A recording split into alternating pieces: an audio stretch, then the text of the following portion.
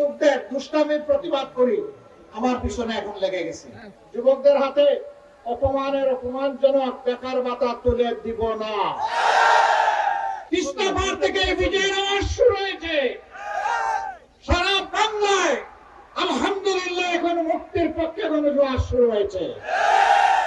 এবারকার এই গণজোয়ার মানে 24-এর সেই আন্দোলনের তেজ। ওই আন্দোলনকে আমরা বুকে নিয়ে সামনে এগিয়ে যাবো ইনশাআল্লাহ। এদেশের যুবক যুবতীরা যেমন লড়েছে, লড়ে যাবে, তাদেরকে দমানো যাবে না, থামানো যাবে না। ভবিষ্যৎ হোক নিরাপদ, বিনিয়োগ হোক বিশ্বস্ত, আর আমার পছন্দ সল্ট বে। ওয়েলকাম টু সল্ট বে। আমরা এখানে জাত দেখবো না, ধর্ম দেখবো না। বাংলাদেশের আসমানের নিচে জমিনের উপরে যারাই নারী জাতির গর্বিত সদস্যা, তাদেরকে সম্মান করা আমাদের সবচাইতে বড় দায়িত্ব।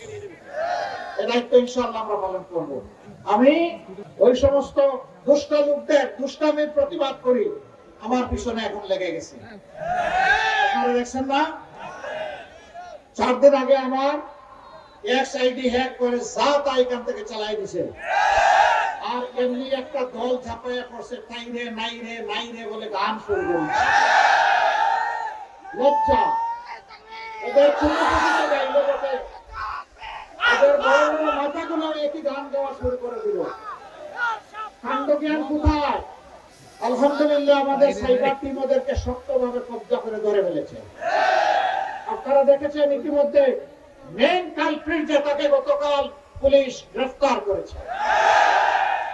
সত্য মেঘের আড়ালে ঢাকা থাকে না, সূর্যকে মেঘ ঢাকা ঢেকে রাখতে পারবে না। সত্য এখন উদ্ভাসিত, যা আল হক ওয়া যাহাকাল বাতিল ইন্নাল বাতিলা কানা যাহুকা। সত্য এখন মানুষের দূরগুড়া এসে দরজায় এসে বলছে, টক টক টক, জেগে উঠো,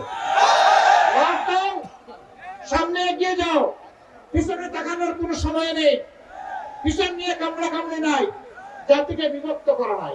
আপনারা সেই ম্যারাথন দৌড়ে সবাই শামিল হবেন ইনশাআল্লাহ।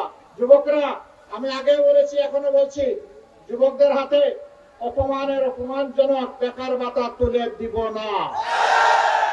সবগুলো হাতকে শিক্ষা প্রশিক্ষণ দিয়ে দেশ গড়ার কারিগরের হাতে ইনশাআল্লাহ আমরা কনভার্ট করবো, পরিণত করবো।